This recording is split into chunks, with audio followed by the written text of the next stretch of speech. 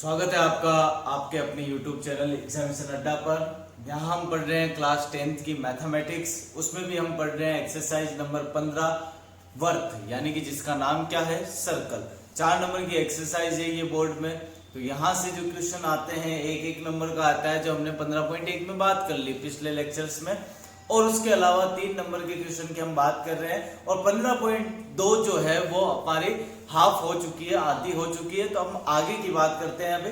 अब जो नए स्टूडेंट जुड़ रहे हैं वो हमारे पीछे जो भी वीडियो है वो जरूर देखें, क्योंकि वहां तक हमने बेसिक्स जो हमारे फॉर्मूले थे वो क्यों आए, कैसे आए और कहाँ कौन सा यूज करना है, ये हमने पिछले लेक्चर में सीख लिया है। तो आइए आगे की बात करते हैं हम।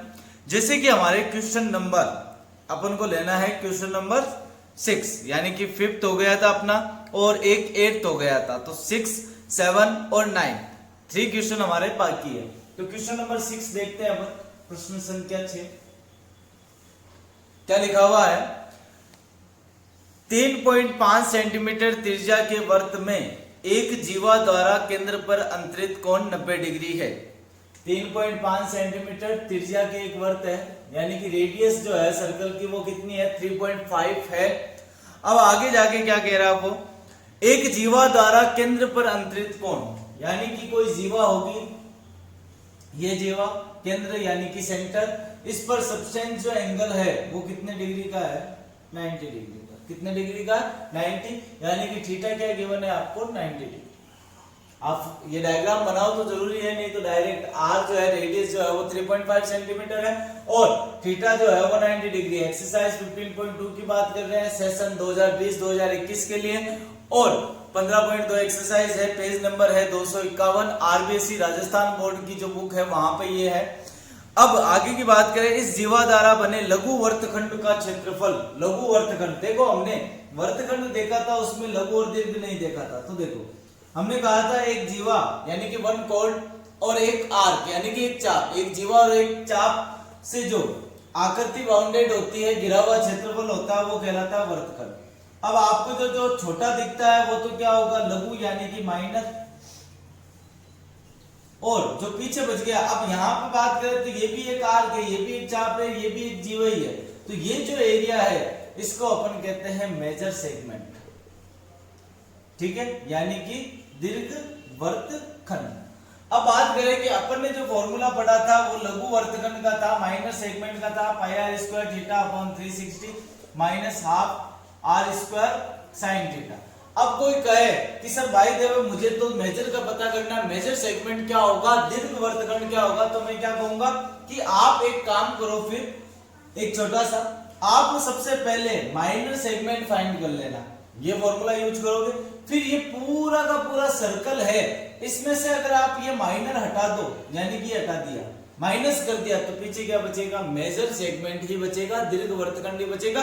मतलब क्वेश्चन आपके अभी है नहीं ऐसे, लेकिन भाई देव आगे इन फ्यूचर आपसे कोई क्वेश्चन पुटअप कर ले कि आपको माइनर सेगमेंट यानी लघु वर्तखंड का तो पता है, तो आप अब मेजर सेगमेंट का एरिया फाइंड करो, तो आप क्या कहोगे, सर्कल में से माइनर माइनस कर लो, तो पीछे जो बचेगा वो क्या होगा, मेजर ही होगा।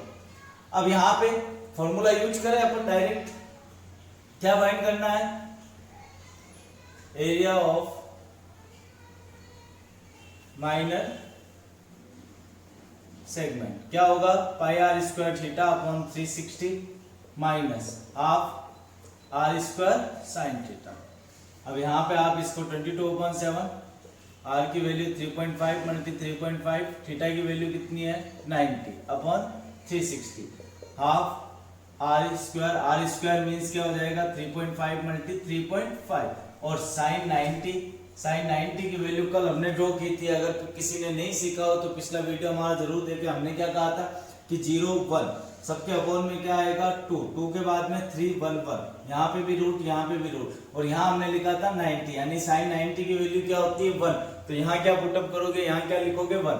अब देखो यहाँ पे ये कॉमन है 3.5 और साइन 90 की वैल्यू 1 होती है, तो इसकी कोई है नहीं, तो अपन यहाँ पे 3.5 मल्टी 3.5 कॉमन ले लेते हैं। पीछे क्या बच गया, यहाँ पे कैंसिल होगा 9 से 0 से 0, 9 से 4 टाइम, 2 से 2 टाइम्स, 2 से 11 टाइम, पीछे क्या बच गया 11/7 मल्टी 2 14, और इधर कितना बच गया हाफ। अब इसको सॉल्यूशन करके इससे क्या कर देना, मल्टीप्लाई कर देना, तो आपके जो भी आएगा वो आंसर होगा। r सेंटीमीटर में था तो जो भी आंसर आपके आएगा वो क्या आएगा, सेंटीमीटर स्क्वायर। नोट डाउन करो इसको।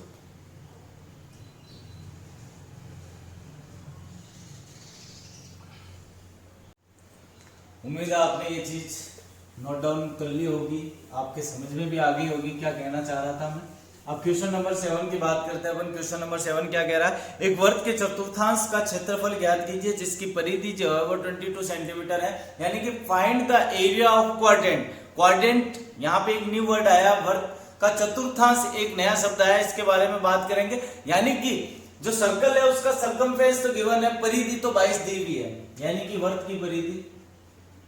क्वेश्चन नंबर 7, वर्ग की परिधि कितनी है अपने पास में, 22 सेंटीमीटर, यानी कि सर्कमफ्रेंस ऑफ सर्कल, ये तो गिवन है। अपन को क्या फाइंड करना है, एरिया ऑफ क्वाड्रेंट। अब यहां पे क्वाड्रेंट का एरिया फाइंड करना है तो देखो क्वाड्रेंट क्या होता है, सबसे पहले वो बात करते हैं। यानी कि अगर हिंदी में कहूं मैं तो चतुर्थांश।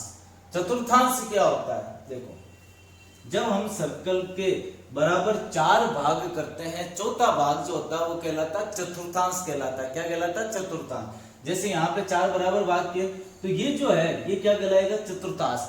अब आपके दिमाग में एक बात आ रही होगी कि सब देखो ये केंद्र हो गया, ये त्रिज्या, ये चाप, मतलब सर ये त्रिज्याखंड भी तो है। तो मैं कहूंगा हाँ बिल्कुल त्रिज्याखंड है, यही त्रिज्याखंड है, यही चतुर्थांश है। तो आप कहोगे सर रिलेशन क्या है इनके बीच में, तो मैं कहूंगा देखो एक चक्कर पूरा होता है तो कोण कितना होता है, एंगल कितना होता है, एक जब अपन सर्कल पूरा करते हैं तो एंगल कितना ड्रॉ होता है, 360। आपको पता है 360 डिग्री का एक चक्कर पूरा करने पर। अब इसको बराबर 4 भागों में बांट दो, बराबर 4 भागों में बांटोगे तो कितना आ जाएगा, 90। तो ये भी 90, ये भी 90, ये भी 90 और ये भी 90, सबके सब 90 है। मतलब कि एक ऐसा त्रिज्यखंड जिसका कोण 90 डिग्री का हो वो क्या कहलाता है, वर्ग का चतुर्थांश कहलाता है। समझ गए, यानी कि सेक्टर में अगर एंगल 90 डिग्री फाइंड हो तो आप उसको क्वाड्रेंट कह सकते हो, कोई दिक्कत नहीं है। समझ में आ गई बात। तो यहाँ पे वर्ग का चतुर्थांश, वर्ग का चतुर्थांश अब क्या है, यानी कि जो क्वाड्रेंट है वही एक सेक्टर है और उस सेक्टर में थीटा की वैल्यू कितनी है, 90। तो अपन सबसे पहले चतुर्थांश का क्षेत्रफल यानी कि एरिया ऑफ क्वाड्रेंट फाइंड करने की कोशिश करते हैं।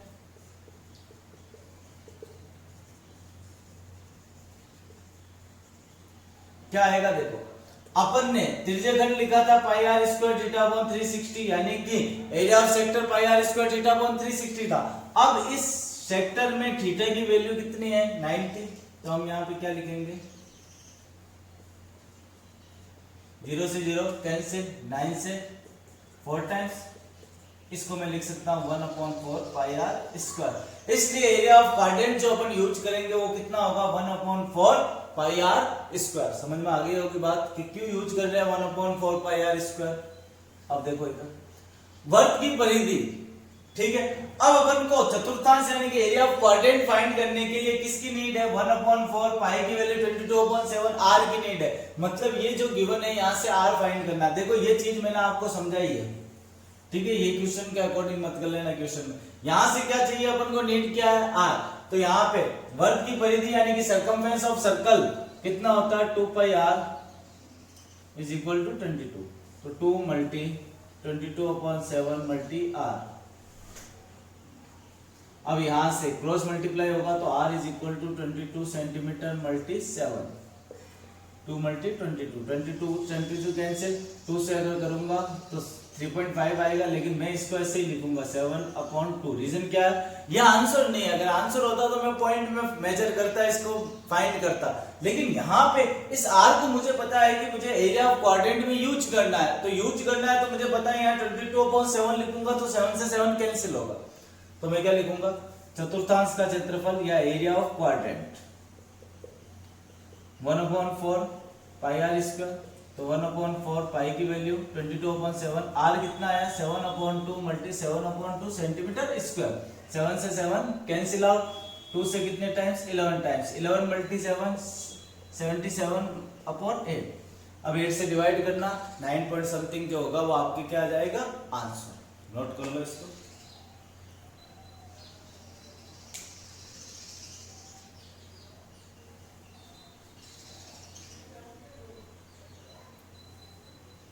अब कर रहा हूं मैं इसको, समझ में आ गया होगा उम्मीद करता हूं।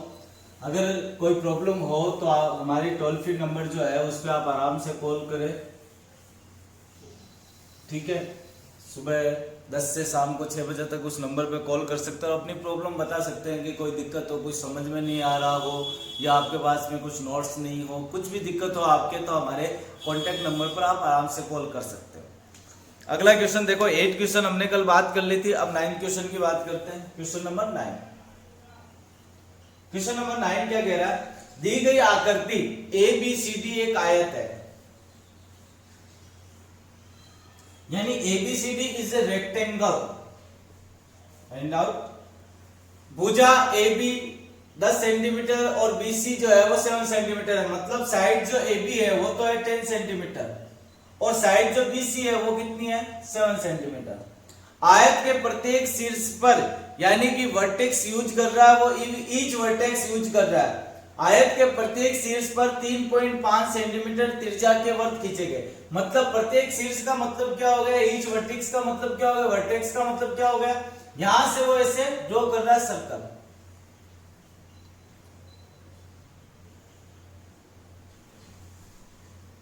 कितने का, 3.5 सेंटीमीटर रेडियस का वृत्त खींचे गए हैं। छायांकित भाग का क्षेत्रफल ज्ञात कीजिए, यानी कि ये जो शेडो पार्ट है अपने पास में, इसका एरिया फाइंड करना अपन को। तो देखो कितना इजी है।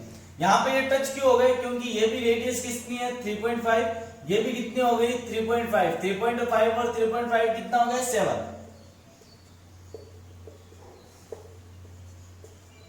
ये सब के सब उसने कहा 3.5 3.5।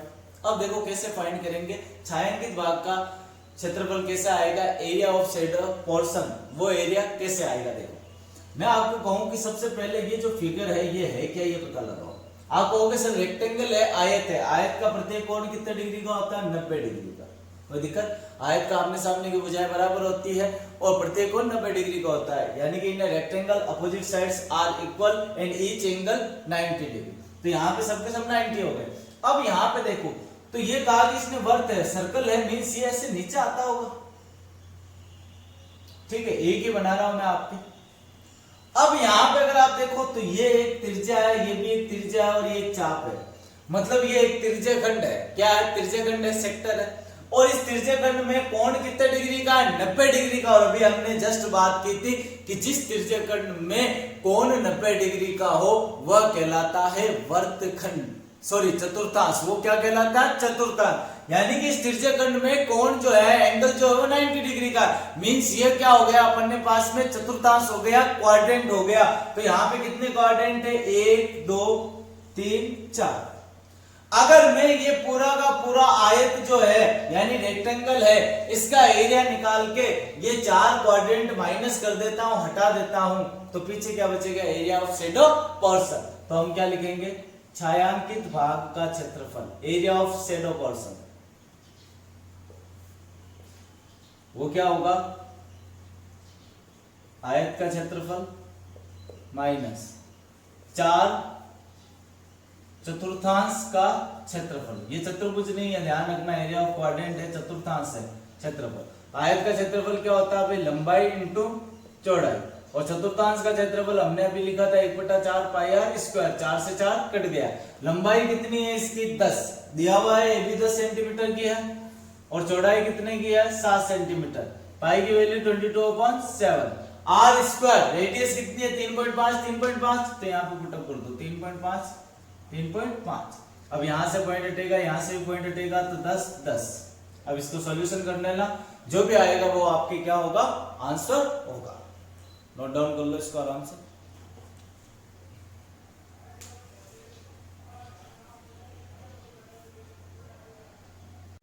अब हम आगे की बात करते हैं। देखो सबसे पहली बात, अभी तक हमने एक भी एग्जाम्पल नहीं किया, उदाहरण नहीं किया। रीजन ये है कि हम एक साथ करेंगे। एग्जाम्पल बहुत ज्यादा इंपॉर्टेंट है, ये ध्यान रखना। इन एक्सरसाइज में से एग्जाम्पल भी पूछे जाते हैं और बहुत अच्छे एग्जाम्पल है, मतलब जितने अच्छे क्वेश्चन नहीं है उससे कहीं अच्छे जो है वो यहाँ पे एग्जाम्पल गिवन है, तो वो हम एक साथ करेंगे। अभी हम बात करते हैं एक्सरसाइज 15.3 यानी कि एक्सरसाइज 15.3। अब देखो यहां से क्वेश्चन पुटअप होता है, ध्यान रखना। ज्यादातर चांसेस जो है वो यहीं पे होते हैं, तो आराम से समझना। आज अपन एक दो क्वेश्चन ही करेंगे, कल आगे अपन इसको कंटिन्यू करेंगे। तो क्वेश्चन नंबर फर्स्ट क्या है? 14 सेंटीमीटर भुजा के वर्ग में बने अंत्यवर्त की परिधि क्या होगी? मतलब एक स्क्वायर है, स्क्वायर के अंदर क्या बना हुआ है? एक सर्कल बना हुआ है। इसका सर्कमफेरेंस हमसे पूछा है, तो कितने सेंटीमीटर का है ये तो कितना का? 14 सेंटीमीटर। स्क्वायर है तो सबके सब साइड्स क्या होगी? इक्वली होगी, हो गई। अब अपन से इस सर्कल की क्या पूछिए? सर्कमफेरेंस यानी कि क्या पूछिए? परिधि। अब देखो यहां पे अगर मैं ऐसे कहूं तो ये इसका क्या होगा? व्यास होगा, डायमीटर होगा। अब देखो यहां पे ये व्यास जो है, ये जो डायमीटर है, ये इस साइड्स के तो इक्वली होगा, इससे ज्यादा तो हो नहीं सकता। तो हम क्या कहेंगे? वर्त का व्यास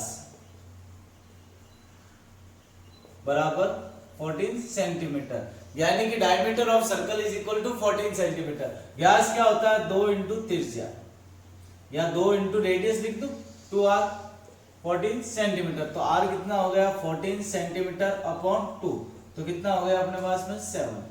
अब अपन को क्या निकालना है? वर्त की परिधि यानी कि सर्कमफेरेंस ऑफ सर्कल। तो हम क्या लिखेंगे? वर्त की परिधि, वो क्या हो जाएगा अपने पास में? 2 पाई r। तो 2 × 22 अपॉन 7, r की वैल्यू भी कितनी है? 7। 7 से 7 कैंसिल, तो कितना आ गया अपने पास में? 44 सेंटीमीटर। कोई प्रॉब्लम है? आराम से नोट करो। अब देखो हमने क्या पढ़ लिया? सर्कल पढ़ लिया। सर्कल का एरिया क्या होता है? पाई आर स्क्वायर, और सर्कमफेरेंस जो होता है वो क्या होता है? 2 पाई आर, यानी कि क्षेत्रफल और परिधि। उसके बाद हमने अर्धवर्त के बारे में पढ़ा, उसके बाद हमने सकेंद्रीय वर्त के बारे में पढ़ा, फिर हमने त्रिज्याखंड, चाप की लंबाई और वर्तखंड के बारे में पढ़ा। तो यही कुछ इंपॉर्टेंट जो है फॉर्मूला है, तो इनको याद कर ले। यहां से आपके 4 नंबर जरूर आएंगे। और आगे की जो है 11 बजे साइंस की क्लास है, तो वहां तक कंटिन्यू आप बने रहे। धन्यवाद।